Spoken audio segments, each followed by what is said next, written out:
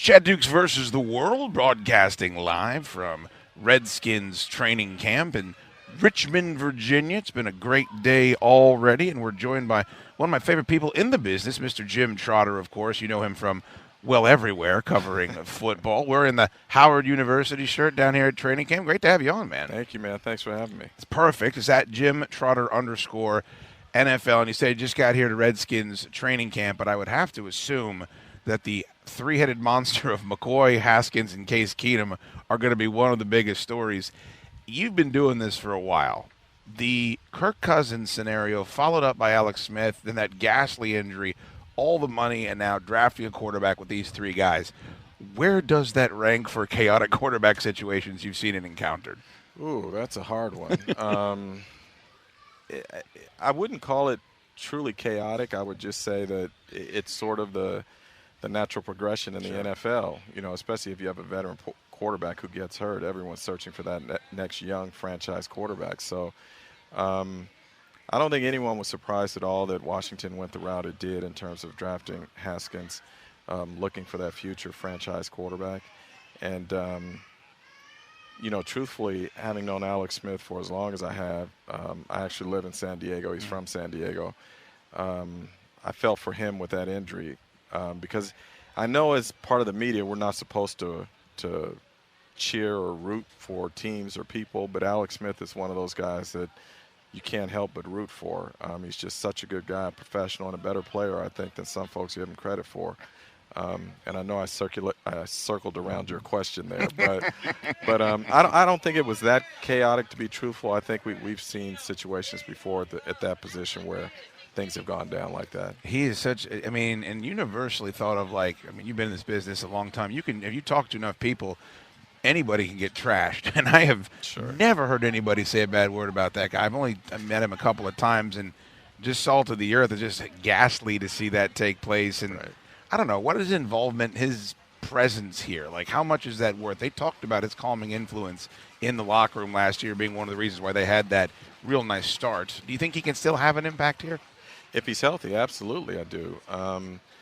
You know, it's funny. I was just having this conversation with Kevin O'Connell, your offensive coordinator, and he was talking about Alex's presence here now being at least able to come back out on the field and that sort of thing, and how, in essence, he is almost another coach.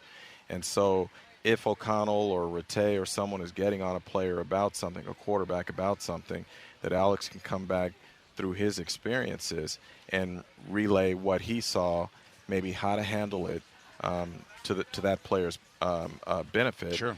And those sorts of things are invaluable because, as you know, there are times where coaches are getting on you and all of a sudden you want to tune them out because you're just tired of hearing that in your ear.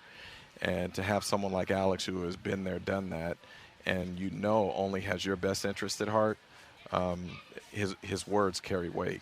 Incredibly unique career in that he does nothing but have this positive impact like you're talking about, and also win football games, and then just continues to be supplanted by other quarterbacks. It's one of the most mystifying things ever, but it certainly doesn't seem to hold him back at all. He doesn't seem to dwell on it. He has a very good, outlook on the way that his career has kind of manifested itself. Well, he went through a lot of things early in his career, and I think when that happens and you have issues even within the organization and you're a former number one pick, you learn from it. And I think what you realize is, you know, we always say older, wiser. And I think, and I don't want to speak for him, it's just my perception from the outside, is that you learn where to focus your energies and how to latch on to what's important to you and your development, as opposed to dealing with critics or outsiders or what we call the noise. Sure. He's excellent at that. Jim Trotter joins me on Chad Dukes versus the World, broadcasting live from Redskins training camp. Outside of Dwayne Haskins, in your mind, this the team. Backfield looks pretty stacked, but lots of questions on that O-line. They draft Montez Sweat. You're hoping they take a next step to an elite unit. What's the second biggest storyline that you're going to be looking into while you're out here with the Redskins? Oh, for me, after the quarterbacks, it's absolutely the offensive line. I'm a firm believer you build football teams inside out. And I think your defensive line is really good, particularly on the interior with those young players. And Jim Tomsula, to me, is one of the best D-line coaches in the NFL. I think defensively, Washington's going to be really good. Offensively, if you can't protect up front, And if you can't move people in the run game, you're going to have problems, particularly if you have a young quarterback. So my personal opinion, I don't see Dwayne playing right away. I think that Washington views him obviously as the long-term answer, and you don't want to do anything that could stunt his growth. I think you have veteran quarterbacks here for a reason. I think they'll play early, but even that, having said that, if you can't protect, that's going to be an issue. And, you know, the absence of Trent Williams is huge. There's no understating that. So, to me, that's the storyline outside of the quarterbacks is the offensive line. Would you, if it was your call to make, be bold enough to say, look, if we don't have Trent Williams for the entirety of this season, I'm not starting Dwayne Haskins? Like, is it that severe? Yes. If I can't protect him, I'm not subjecting him to something that could potentially stunt his growth. Now, having said that, I don't know how this offensive line is ultimately going to play. Sure. We're going to have to see. But as you said, if it's a unit that can't protect well, no, I'm not going to have my rookie quarterback getting beaten up. It's about his long-term development, not something immediate. How damaging do you think? You've covered a national perspective. You know about reputations and stuff of these teams. We know the Redskins don't have the greatest reputation. It's better when they just were known as people that would pay anyone and their agent, hey, call the Redskins first. But the Trent Williams thing saying, I don't trust you guys to take care of me. Like, I don't trust you guys to keep me physically well. He's a respected guy. I just think that's incredibly damaging to a brand. It can be, but I will tell you this. For instance, and I won't get into the franchise, but there was another franchise that went through something similar like this. And the issue is, I wondered how it would play in the locker room. And what I found is that you may have some players who feel like maybe the organization hadn't done what was in the best interest of the player, but then you had other players in that same locker room who were saying, man, that doctor is good for me, Sure. He did me great, whatever. So I think in each case it is each player has his own story and his own beliefs. So no doubt Trent is respected.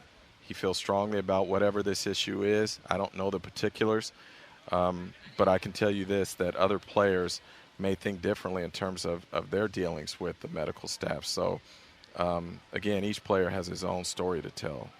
It's at Jim Trotter _NFL, and I know you've got some interviews to do here, so try not to keep it too long. But the way this team says they're going to win is they're going to go out there and run the football and play defense. And that's what, when I talk football with my dad, he always says that.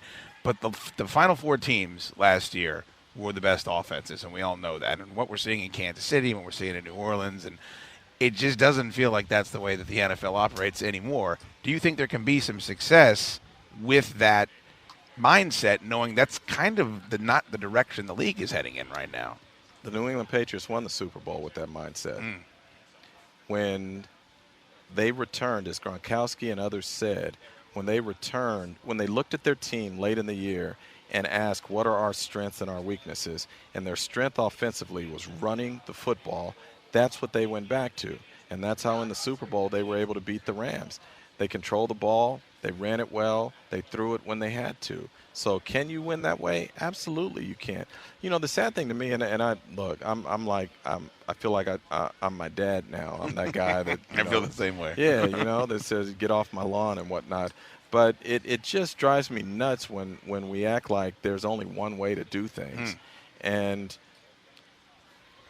you have to play to your strengths.